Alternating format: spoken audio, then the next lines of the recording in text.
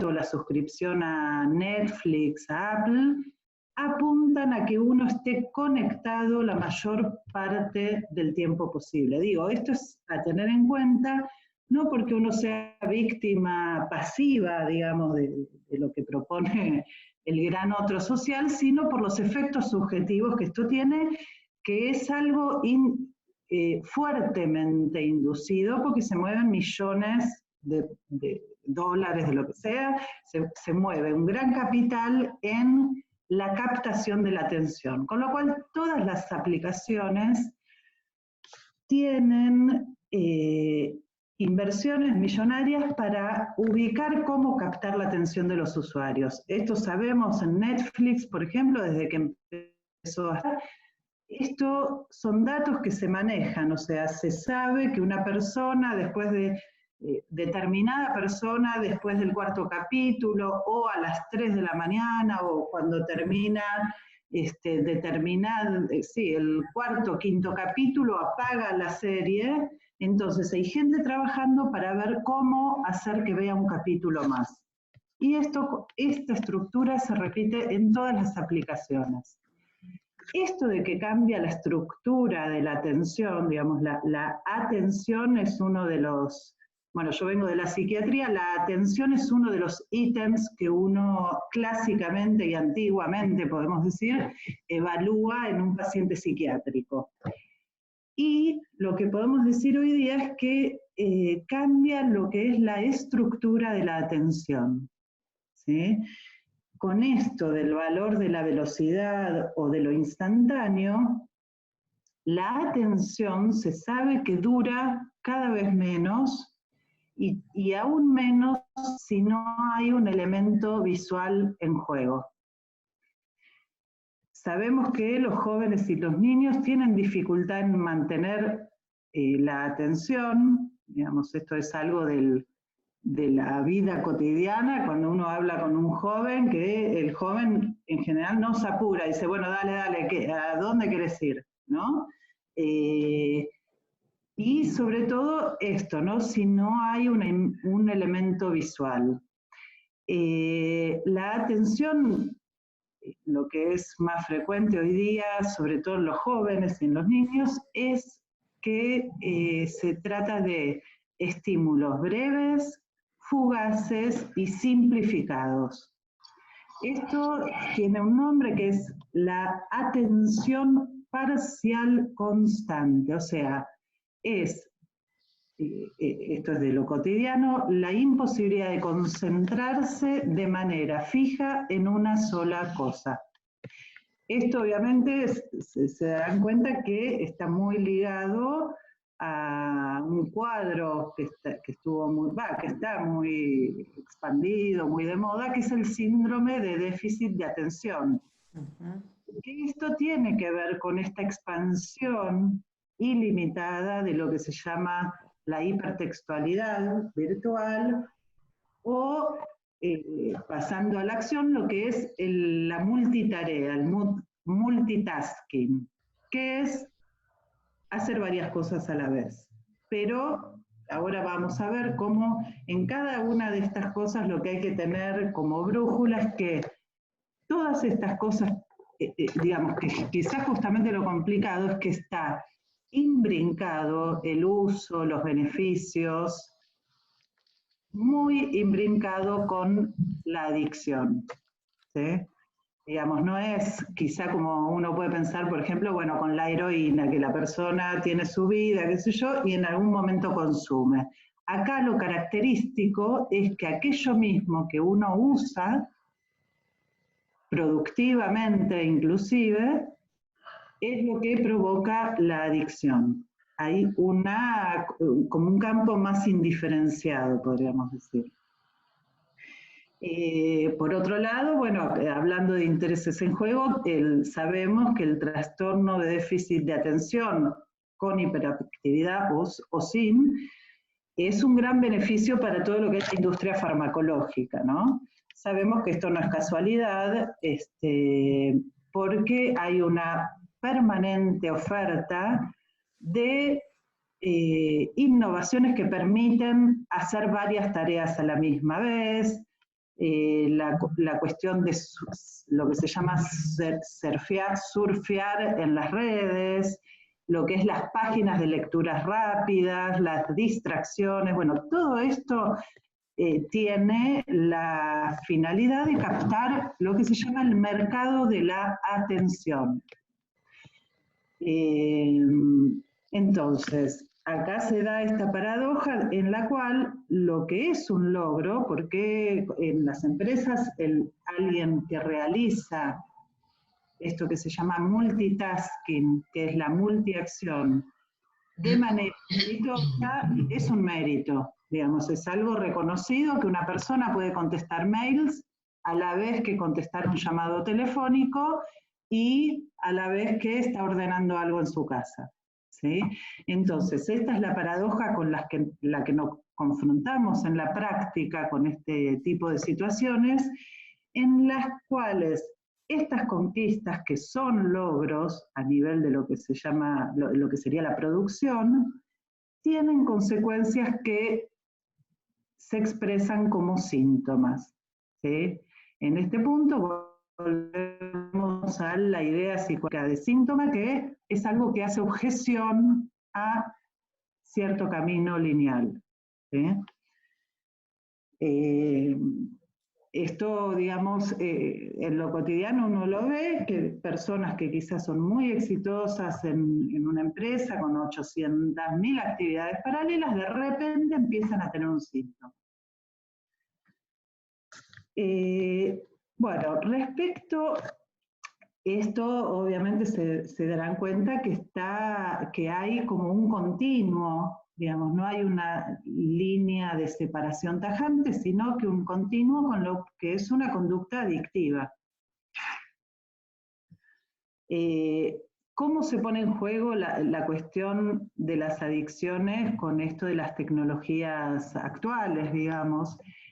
Una cuestión interesante es que las aplicaciones de hoy día, en lo que se basan es en el diseño que fue hasta hace un tiempo el más adictivo, que es la lógica y el diseño de las máquinas tragamonedas. ¿En qué sentido? En que busca la mayor cantidad de pequeños acontecimientos en el menor tiempo posible y que sean acontecimientos inesperados, ¿sí? Esto en la industria del juego se llama event frequency, que es frecuencia de eventos, que a nivel neurocientífico lo que podríamos decir que son como picos de dopamina, o sea, pequeños eventos inesperados en el menor tiempo posible. Y que se sabe que tienen que ver también con una liberación de neurotransmisores, como, bueno, cualquier situación de la vida que genera algo de emoción. Entonces, este mecanismo, el de mucho en poco tiempo, es lo que genera la adicción. Y esto que es interesante, que es lo que se llama intervalo variable, que es que uno no sabe qué va a pasar, ¿sí? O sea que uno cuando usa una aplicación va al encuentro de cierta cuestión que no sabe lo que va a pasar. ¿En qué sentido?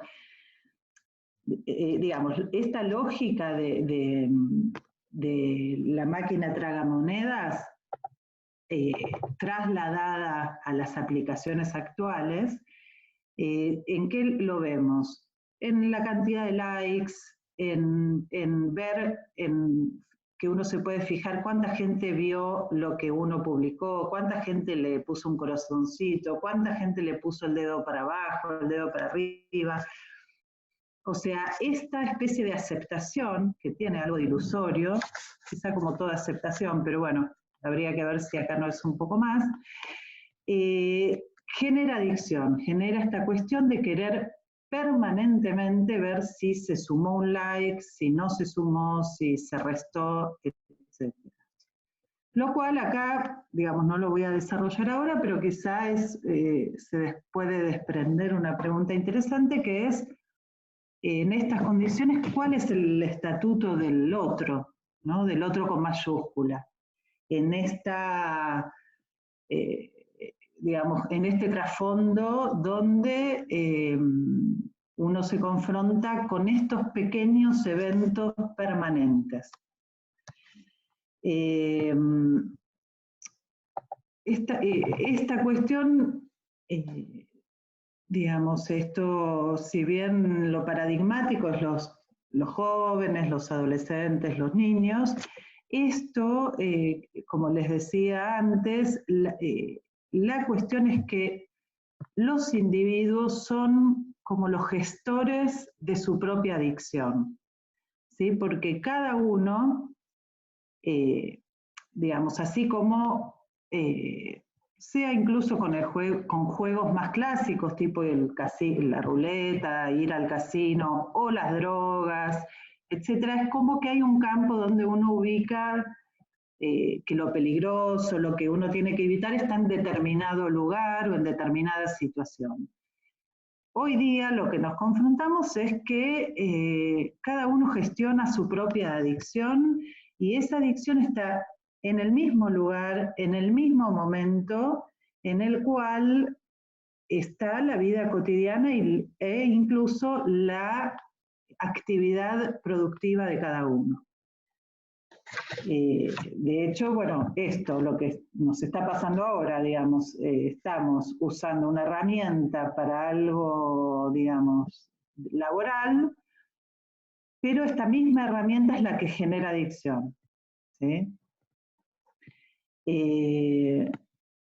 Con lo cual, también en este sentido sabemos que esto está, digamos, hay mucho puesto para que un elemento que uno empieza a usar para producir, para trabajar, para comunicarse, hay mucho puesto para hacer de eso una conducta adictiva, ¿sí? Una cuestión a tener en cuenta es que la adicción no tiene que ver con el contenido de las aplicaciones, ¿sí? En este sentido hay una frase de una periodista muy ilustrativa, que es: uno no es adicto a las noticias, es adicto a Twitter. Uno no es adicto a decoración de interiores, es adicto a Pinterest. Uno no es adicto a las fotos de los amigos con los hijos, uno es adicto a Instagram, ¿sí? O sea que la adicción la genera la aplicación. Y tiene que ver con esto que les decía antes de los loops de dopamina, de la satisfacción inmediata y de la facilidad que Freud mismo hizo una distinción entre lo que es la satisfacción inmediata y la satisfacción a largo plazo. Acá, todo lo que tiene que ver con la satisfacción tiene que ver con la velocidad y con la inmediatez. En este sentido hay un par de datos que extraje Odesal que son muy interesantes en este sentido, es que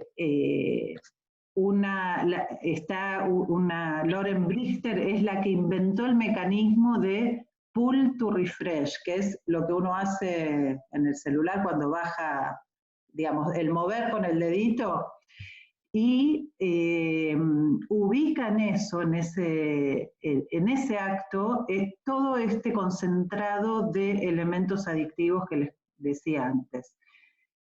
Tiene mucha consonancia con lo de las maquinitas tragamonedas, con la motricidad inmediata y permanente, y lo interesante es que cuando se introdujo en las aplicaciones un modo de actualización automática, esto no cambió, la gente sigue usando el dedito para actualizar.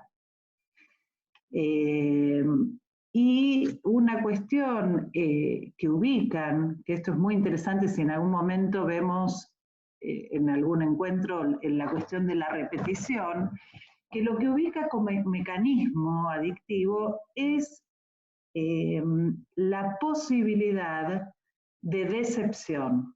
O sea, cuando uno va y se fija en Facebook, lo adictivo no es tanto ver que aquella persona que uno espera le puso like, sino lo contrario, el encuentro permanente con la decepción.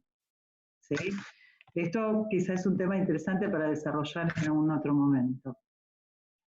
Esto es lo que hace la compulsión a lo que se llama chequear, ¿no? Esta cosa que uno chequea 800.000 veces, pavadas, porque nadie está realmente esperando algo muy importante.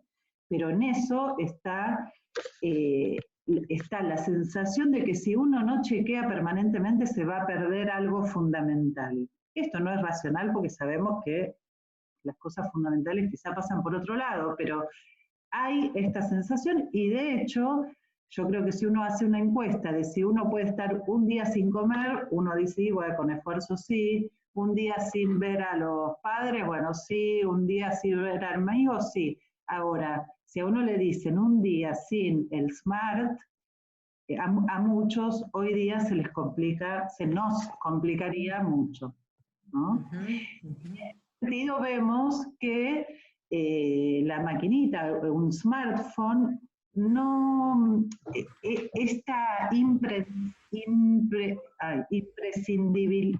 que sea imprescindible, no se explica solamente por las funciones, porque las funciones, digamos, no generarían este nivel de ansiedad y de malestar, sino que habría que empezar a pensar a estos objetos como objetos, digamos, en lenguaje freudiano, condensadores de libido, o en lenguaje lacaniano, objetos de goce.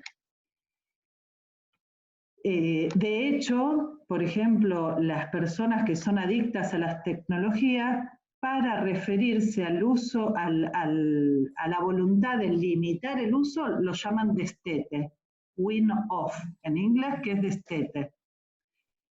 Y por otro lado, acá está esta cuestión misma que cómo el capitalismo termina, digamos, dando soluciones, entre comillas, muy entre comillas, a los problemas que genera, es que la misma gente que generó las más exitosas